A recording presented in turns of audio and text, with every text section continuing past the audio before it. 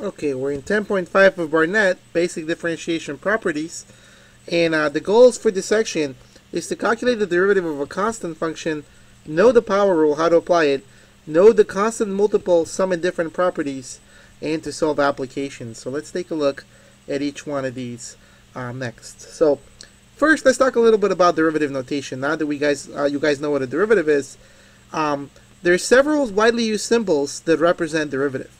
So given y equals f of x, the derivative of f at x may be represented by any of the following. F prime of x, which is probably the most common one, y prime, which also means the derivative of this function, and finally dy dx, which is notation that's attributed to Leibniz, a mathematician that invented this notation. Well, let's start with figuring out what the slope of a constant function is. What's the slope of a constant function? I don't know, something like y equals to 5. What's the slope of that? Well, here's 5, here's y equals to 5. It's a horizontal line, so the slope of a constant function is 0. In other words, the graph of f of x equals to c, where c is some constant, is just a horizontal line with slope 0. So we would expect the derivative of that function to be 0. And in fact, that's true. Our first theorem for this section says that if y is a constant function, f of x equals to c, then the derivative of y, that is f prime of x, is simply 0. Okay? And you could think of this as saying the slope of the tangent line is 0 at any single one of these points, because the tangent line is the function itself. It's just the horizontal line. So the slope of that line is 0. The second theorem is the power rule, one of the most important theorems in your book. I mean, notice that we have a big note here. Theorem 2 is very important. It will be used a lot, and that is true. This theorem gives you the rule for a derivative of a power function. And if you remember, a power function for us is something of this form, f of x equals x to the power of n. And anyways, it points out here this includes f of x equals to x, where n is 1, and radical functions, where n is a fraction. What the power rule says is that if y is a power function, y equals x to the power of n, then its derivative, y prime, is given this way. You take the power n, you bring it down, and you make it a multiple. Then you keep the base x the same, and you subtract 1 from the old power n to make it n minus 1. So the derivative of x to the n is n times x to the power of n minus 1.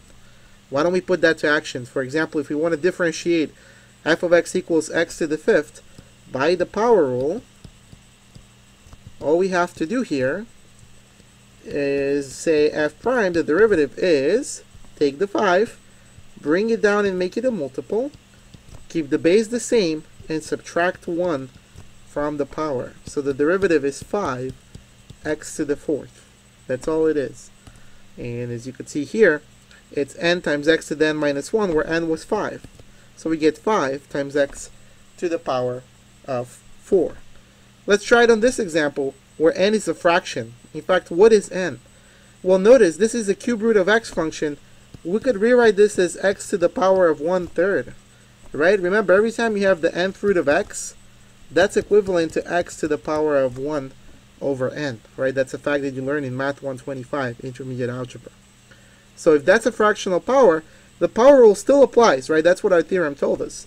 So the derivative f prime here is going to be 1/3, that's the number you bring down and make a multiple, times the same base x, and then once again you subtract 1 from your power. But when you subtract 1 in this case, you're going to end up with negative 2/3. That's because 1/3 minus 1 is the same as 1/3 minus 3/3, right? 1 is the same as 3/3, and that's negative 2/3. So I get 1/3 x to the negative 2/3 power, as you could see on the next slide. Well, that could be simplified. Every time you have a negative power, another thing you should remember is you could turn this into a positive power by simply saying this is 3 times x to the positive 2/3. We take x to that negative power, put it in the denominator, and make the power the same, right? So if you have x to the negative a, this is 1 over x to the positive a. That's the rule that's used here.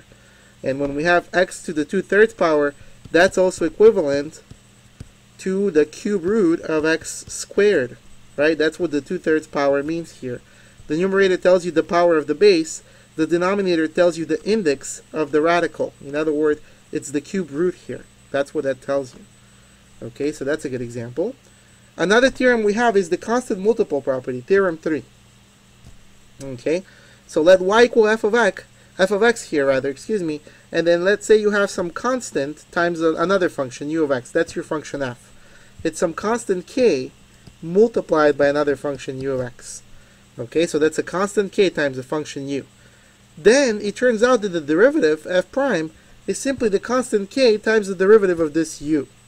In words, the derivative of a constant times a function is the constant times the derivative of the function.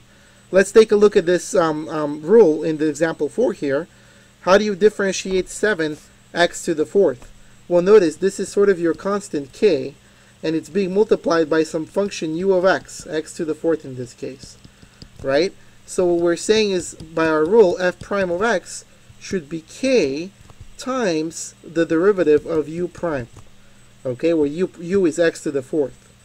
Okay, well that's 7 times the derivative of x to the 4th is 4x cubed. That gives me 28x cubed. We could verify that on the next slide. It's 7 times the derivative of 4x cubed. That derivative should be gone there. It should be just times. That is 28x cubed. Okay? So finally we have theorem 5 from the list, and that theorem deals with sum and difference properties.